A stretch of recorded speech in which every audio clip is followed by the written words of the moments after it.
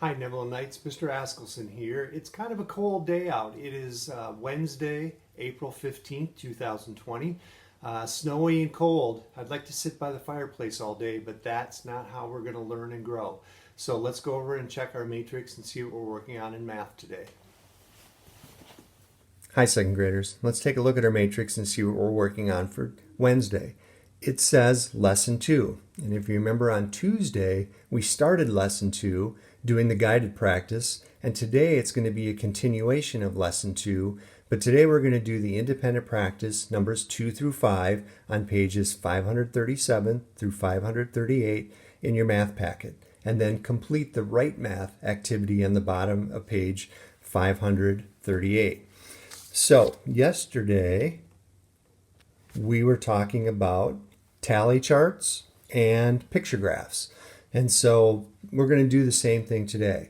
And a tally chart, remember, all that it does is just use the little marks every time you count one of the objects. And in this case, it's going to be favorite drinks: milk, apple juice, water, and lemonade.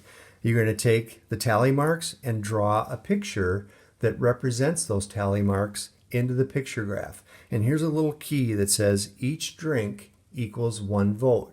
So for milk, you see that there are 3. For apple juice, there are 2. For water, there are 4. And for lemonade, there's also 4.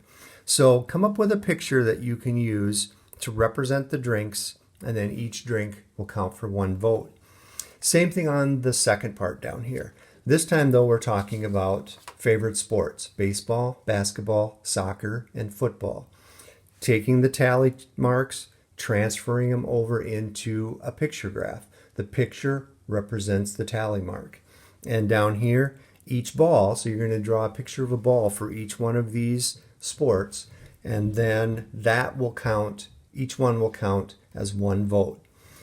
On the second page, this one's a little different in that we've gotten rid of the tally charts.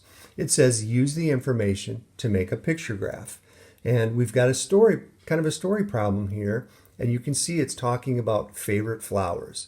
So I'll read number 4. It says Lillian asked 10 people their favorite flower. 1 said tulips. The same number of people said daisies and carnations. 5 said roses.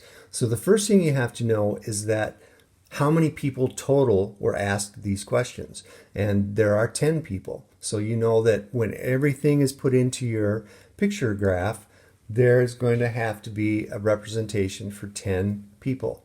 You have tulips, daisies, roses, and carnations. And the key here is each flower counts as 1 vote.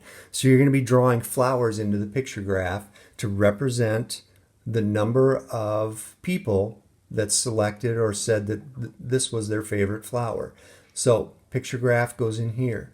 The second question says a school asked 15 students. So once again, our total is 15. A school asked 15 students their favorite subject. 3 students said science and 3 said reading.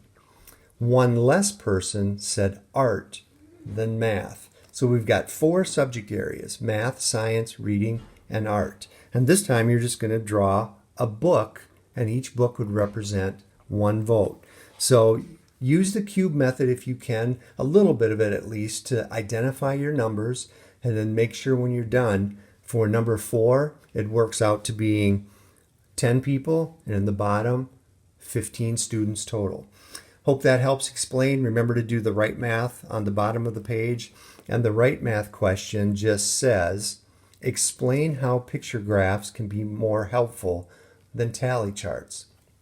Have that combination or conversation with someone, then write down your answer as to how a picture graph might be more helpful than a tally chart. I hope that helps. Have a great day, second graders.